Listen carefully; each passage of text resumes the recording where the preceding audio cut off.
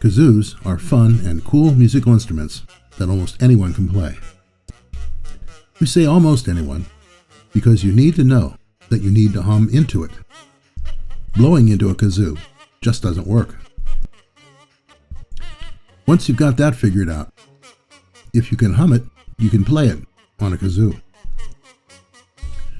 Most kazoos are made of thin metal or plastic and are rather cheap toys. However, with basic woodworking tools and skills, you can make a wooden kazoo that will work really well, will look and feel beautiful, and will last a long time. Don't worry about making it perfect. Have fun with it. Embrace the imperfections that prove that it's handmade. According to Wikipedia, a kazoo player hums rather than blows into the instrument. The oscillating air pressure of the hum makes the kazoo's membrane vibrate. The resulting sound varies in pitch and loudness with the player's humming. Players can produce different sounds by singing specific syllables such as do, who, or burr into the kazoo. Some people refer to the kazoo's membrane as a reed, considering it performs the same action in a kazoo as it would in a woodwind instrument. However, woodwind reeds are made of wood. The membrane on a kazoo is most commonly made of paper or thin, flexible plastic.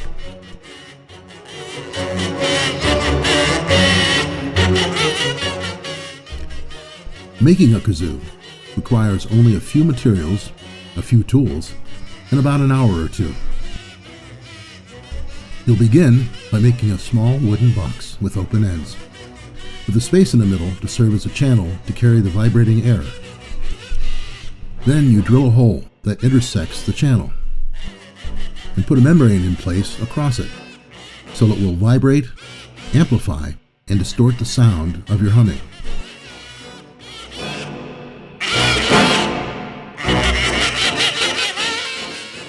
We'll make that small box by cutting thin pieces of wood, preferably 1/4 to 3/8 of an inch thick, into 5 rectangles. For each kazoo, we will need a top and a bottom piece cut to about 1.5 inches wide and 6 inches long. 2 side pieces cut to about 3/8 inch by 3/8 inch by 6 inches long. And 1 membrane cover about 1.5 inches wide by 2 3/8 inches long.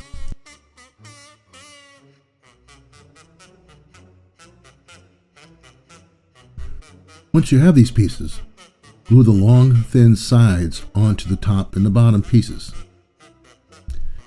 If the side pieces you have are not square, for example, if they are 3/8 inch wide by 1/4 inch wide, it is better if you put the glue on the widest side of those pieces. When you glue the side pieces to the top and bottom pieces, it is better if you taper the side pieces so that the final kazoo's shape can be wider at one end. When you begin to lay out the top, bottom, and sides, we suggest having all corners at the wide end meet, and then recess the side pieces at the narrow end about 1/4 inch.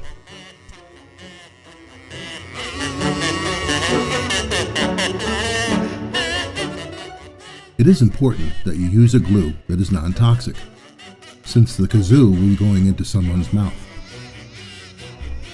We recommend Type Bond 2 or 3, or super glue, so that you don't have to wait too long before you can begin to shape the kazoo with a saw. Be careful if you choose super glue.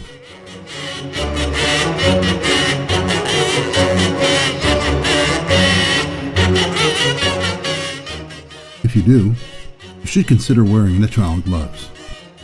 That way, you can help avoid gluing your fingers together. After all these precautions, if you still manage to glue your fingers together, we hear that working a little vegetable oil in there will help get them unstuck. If you decide to use Type Bond or similar wood glues, we suggest clamping the parts together for about 20 minutes, or whatever is recommended for the brand you use. If you don't have clamps to use, you could choose to wrap the glue pieces tightly with rubber bands or even string.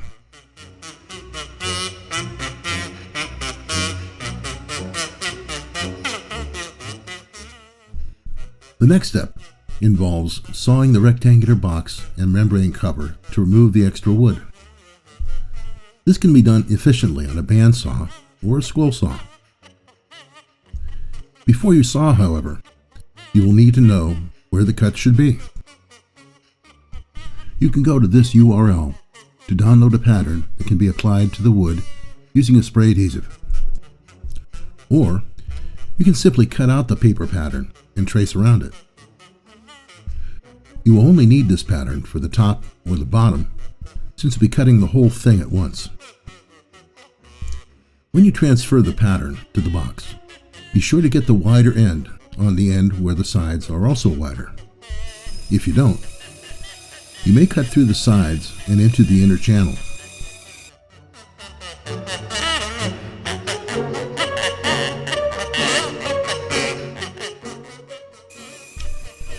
After you have cut the side edges, you can then trim off the sides to make them the same length as the kazoo body.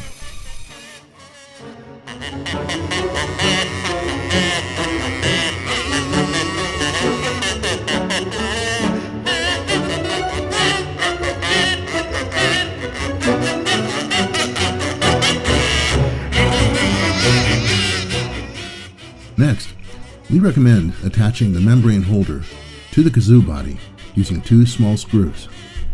We like to use brass screws because we think they look a little nicer.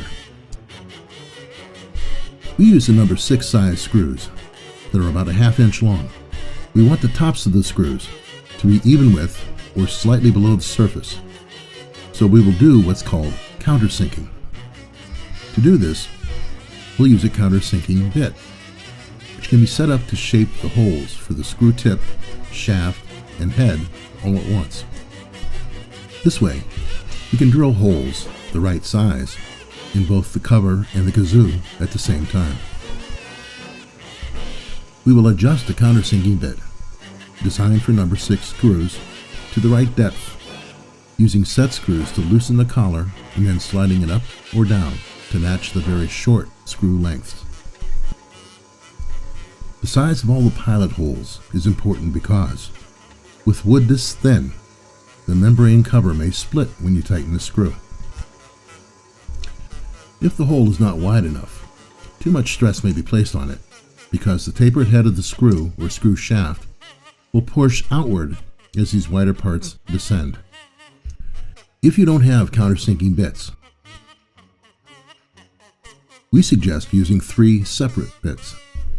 A 5/64 inch bit for the small pilot hole in the kazoo body, an 1/8 inch bit for the shaft of the screw, and a 5/16 inch bit just barely penetrating the surface to fit the tapered head. Before drilling, position the shaped membrane holder in place as far down from the wide end of the sawed kazoo as possible without extending beyond its sides. Drill the smallest pilot hole first through both the membrane cover and only the top portion of the kazoo body. The bottom portion remains whole. Then, drill the pilot holes through both the membrane cover and the kazoo at the same time.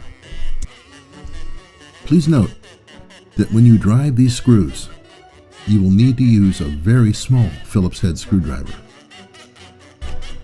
The Phillips head screw and driver, named after Henry F. Phillips, are also known as a crosshead because of the X-shaped groove.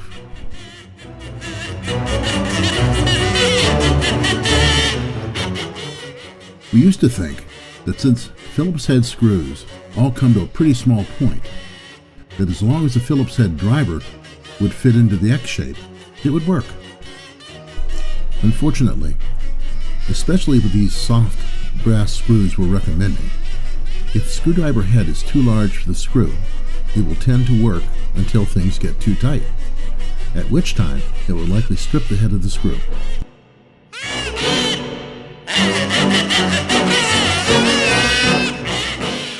Next, you want to drill a hole down through the membrane cover and the kazoo body using a 5/8 inch drill bit.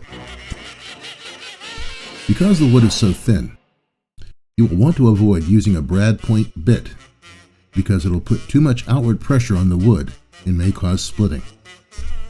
Take it slowly when you drill, letting the blade do the work. The blade might get a little hot, especially with a hard wood like red oak that we are using in this video, so avoid touching it immediately after use.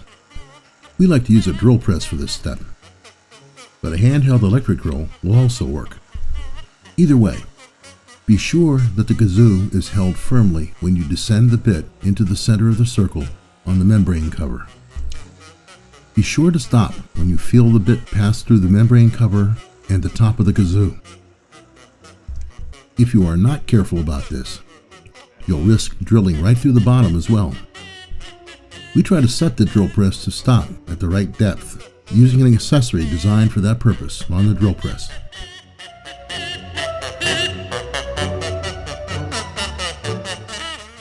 A wooden kazoo feels really good in your hands, largely because of this step. We like to use belt sanders or spindle sanders to round the edges and perhaps add a few decorative contours. We won't add a whole sander safety lesson here, but we do want to remind you to be aware of the direction the sandpaper is moving and to be vigilant to avoid catching any edges by pushing the ends of the box into the paper. The paper should be running past the ends of the box, not into them.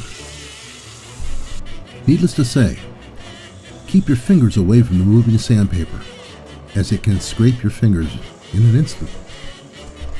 We like to use a rolling motion to round the top and bottom edges, coming right up onto the membrane holder so it looks like a perfect fit. After using motorized sanders to produce the basic shape you want, you can sand the kazoo by hand to smooth away ridges and to bring the wood to a smoothness that will really look good when the finish is applied.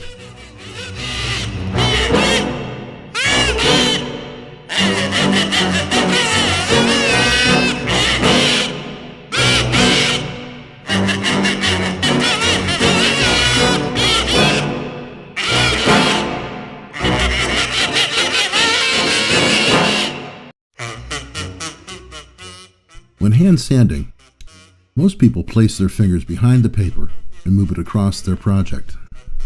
However, you can also use the heel of your hand to put pressure behind the sandpaper while still helping conform to the contours of your project.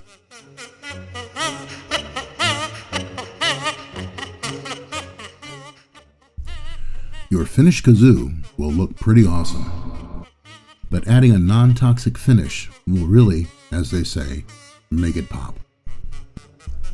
We are using a mixture of linseed oils and beeswax called Tried and True Original Wood Finish.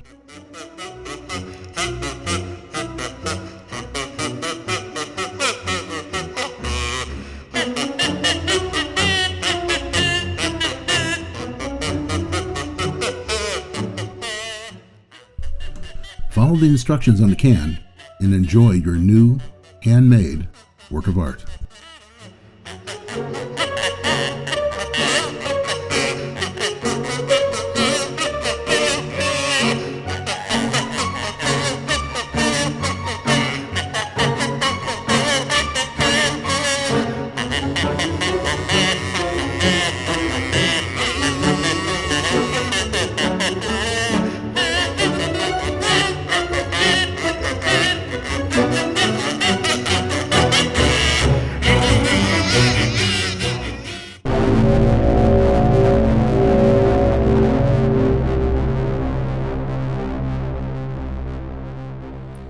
Time to test the kazoo. I think I'll go with the Looney Tunes theme song.